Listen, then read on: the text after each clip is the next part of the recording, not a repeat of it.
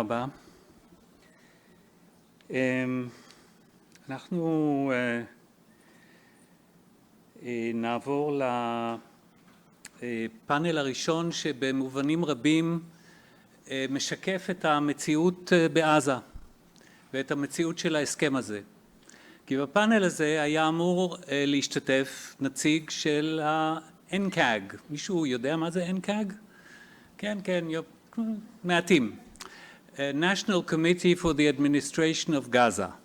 הוועדה הלאומית לניהול עזה, הגוף המעבר שאמור היה לקחת על עצמו את ניהול עזה, לקחת מידי החמאס את ניהול עזה, אבל שמוצא את עצמו על קו הזינוק כבר חודשים רבים, משום שהוא לא יכול, חבריו לא יכולים להיכנס לעזה.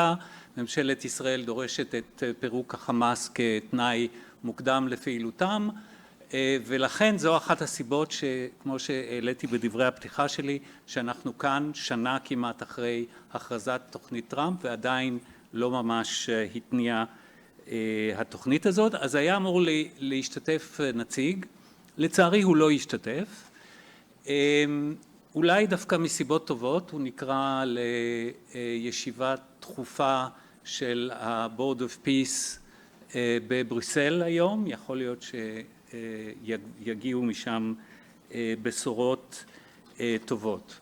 לעומת זאת, יש לנו בזום, נכון ליאנה? את אשרף אל-אג'רמי, חבר ותיק.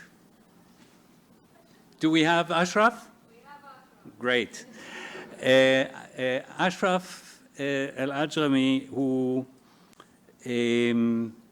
מוכר לרבים מכם. כל מי שמעורב בהידברות ישראלית פלסטינית נתקל בו.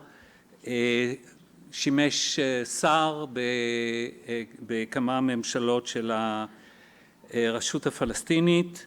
הוא בעיקר עיתונאי ופובליציסט מוכר, ואולי הפלסטיני המוכר ביותר לציבור הישראלי, משום שלמרות או אולי בגלל שהות ממושכת בכלא הישראלי הוא מדבר עברית רהוטה, ואולי גם בגלל זה הוא בעקשנות שרק מי שמכיר אותו יודע שהיא קיימת, ממשיך לפעול לפעמים כנגד כל הסיכויים למען הידברות ישראלית פלסטינית. אני רוצה לומר שהוא עומד בראש ארגון חברה אזרחית, עמותה פלסטינית בשם The Moore Company for Community Development, שהיא הפרטנר של מכון הערבה ללימודי הסביבה כבר שנים ממושכות. יש לנו ארגון משותף שנקרא Track 2 Environmental Forum, ואנחנו בשותפות מלאה מקדמים פרויקטים בשטח ופרויקטים של עשיית נפשות לטובת שלום סביבתי, שיתוף פעולה בפרויקטים סביבתיים. אנחנו מאוד גאים בפעילות הזאת ואנחנו מאוד שמחים על השותפות עם אשרף. אשרף, שלום, אתה באתונה, נכון?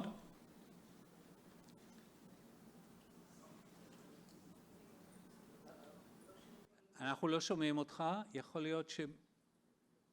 אני ביקר... זהו, כן.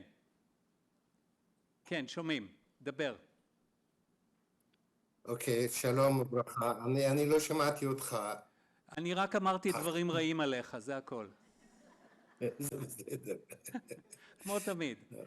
אשרף, אני רוצה שאת השיחה הקצרה שלנו נקדיש ללשמוע את הפרספקטיבה הפלסטינית על מה שקורה בעזה, ועל העובדה שאחרי כמעט שנה שההסכם 20 הנקודות נחתם, בעצם מעט מאוד התקדם בעזה. אז תן לי ככה בכמה משפטים נקודת מבט פלסטינית על המציאות בעזה היום. שלום לכולם, אני שמח מאוד לדבר בפניכם היום. אני יכול להגיד שהמצב הוא מצב של קיפאון בעצם. עדיין הדברים לא זזו.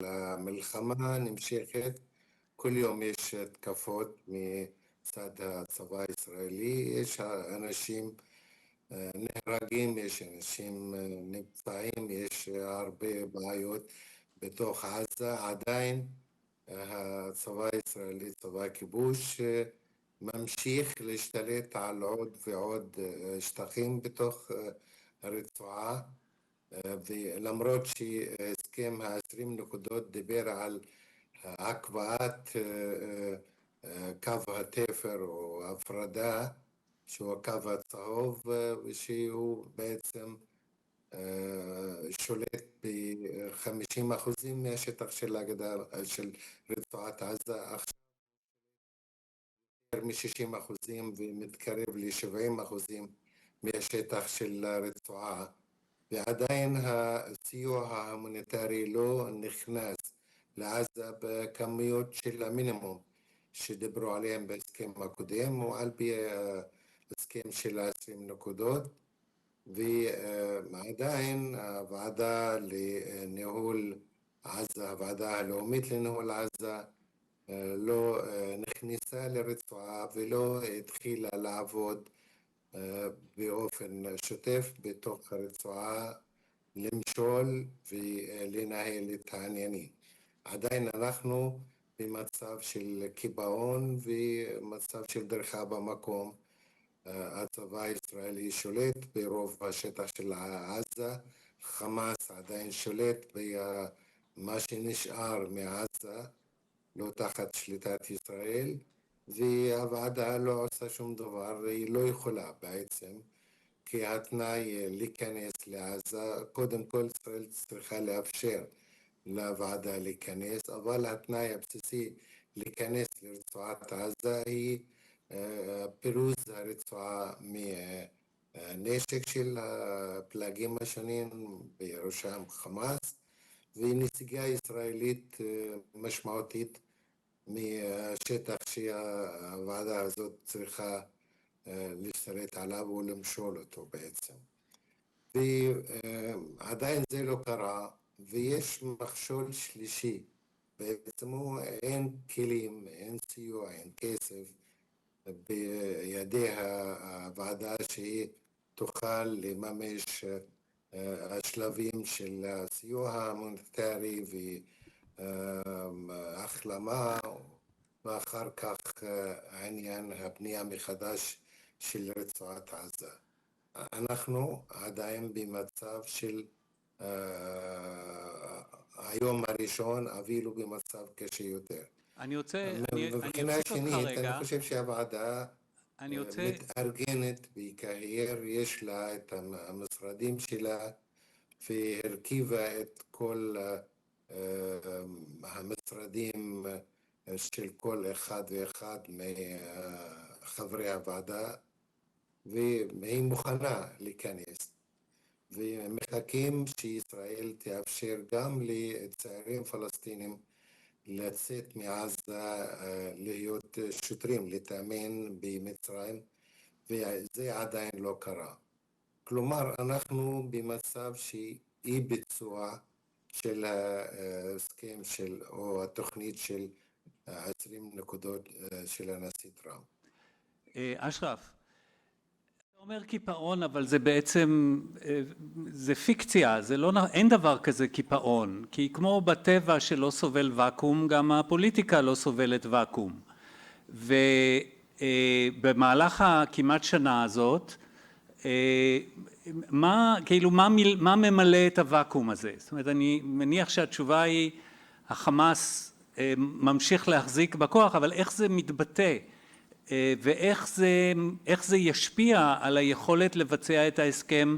ככל שאנחנו מחכים יותר, הרושם שלי זה יהיה יותר ויותר קשה. אין ואקום. בעצם ישראל שולטת על כ-70% מהשטח של הרצועה, ושם יש בעצם כיבוש של ממש לכל דבר, והשאר תחת שלטון של חמאס. חמאס יש לו שלטון אזרחי ויש לו שלטון ביטחוני או צבאי, וחמאס שולט בכל דבר בתוך השטח שנשאר תחת שלטונו, והחיים ממשיכים כפי שחמאס וישראל רוצים, אבל לא כפי שהעם ברצועת עזה או אפילו כל הגורמים המעורבים בתוכנית ובהסכמים רוצים. כולם רוצים שהדברים יזוזו בצורה אחרת לגמרי, והבנייה מחדש לרצועת עזה תתחיל, ואנחנו מדברים על תוכנית שבסופו של דבר מובילה לשיקום של רצועת עזה ובנייה מחדש לרצועה וקשר בין הרצועה לגדה המערבית, ומדברים על תהליך מדיני בסופו של דבר.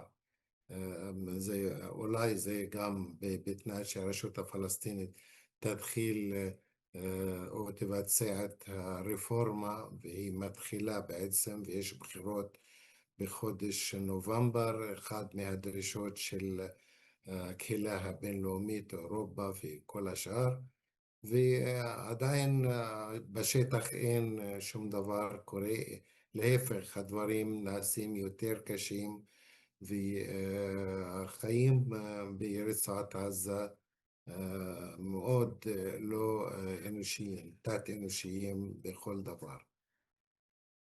כן, אולי מילה על הפוליטיקה. הזכרת שיש בחירות באופק. מ-1 עד 10, כמה נראה לך שהבחירות האלה יתקיימו בצורה מסודרת, גם לפרלמנט וגם לנשיאות? אני חושב שזה כמעט, אם אני אשים מספר, זה 7 מ-10.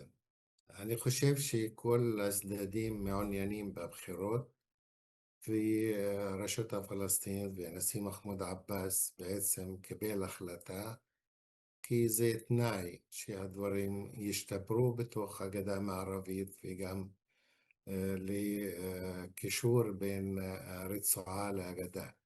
והמצב גם בגדה המערבית גרוע מאוד, בגלל שאין סיוע ממשי לרשות הפלסטינית, היא לא מסוגלת ואין לה כלים להתנהג באופן טבעי, אפילו לשלם משכורות לפקידים שלה, וגם כן יש טרור של המתנחלים והשתלטות על השטחים בתוך הגדה המערבית, והתקפות היומיומיות על הכפרים ועל השכונות ועל הערים השונים של הגדה המערבית. אנחנו במצב קשה מאוד, ואולי הבחירות יהיו אחד הכלים לשפר את המצב ולהתחיל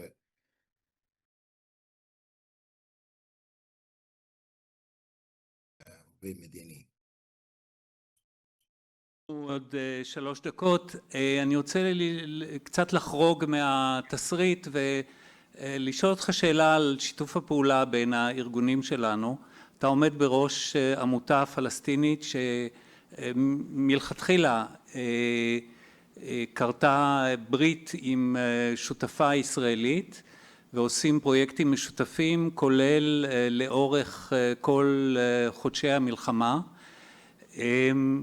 איך זה מתקבל בסביבה שלך? מבחינת מנטליות של אנשים באופן כללי לא מקבלים שיתוף פעולה בין ארגונים פלסטינים לישראלים, במיוחד במצב הזה. אבל אנחנו הצלחנו ללכת, כפי שאומרים, נגד הזרם, והצלחנו גם כן לקבל איזה מין תמיכה ציבורית באופן מיוחד ברצועת עזה. אנשים קיבלו את העיקרון של שיתוף פעולה בין הארגון שלנו, דאמור פיתוח החברה ומכון ערבה. ואנשים יודעים, אנשים שאנחנו עשינו להם מקלטים הומניטריים בתוך הרצועה בשיתוף פעולה עם הערבה, מקבלים את זה ויודעים שזה בא מתוך שיתוף פעולה ישראלי-פלסטיני בעניין הזה.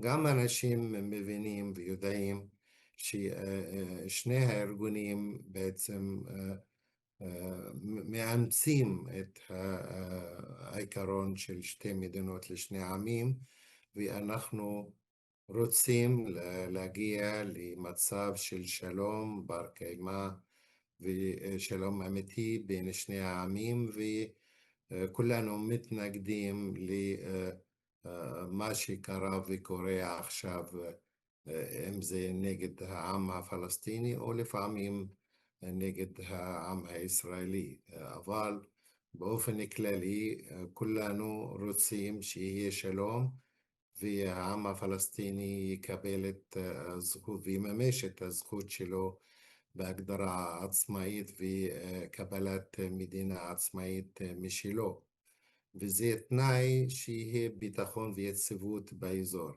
ועד שנגיע לפתרון מדיני כזה, אנחנו מעוניינים לשנות את התנאים בשטח ולאפשר הבנה ואם אפשר דו-קיום עד שנגיע לפתרון כולל לסכסוך הזה.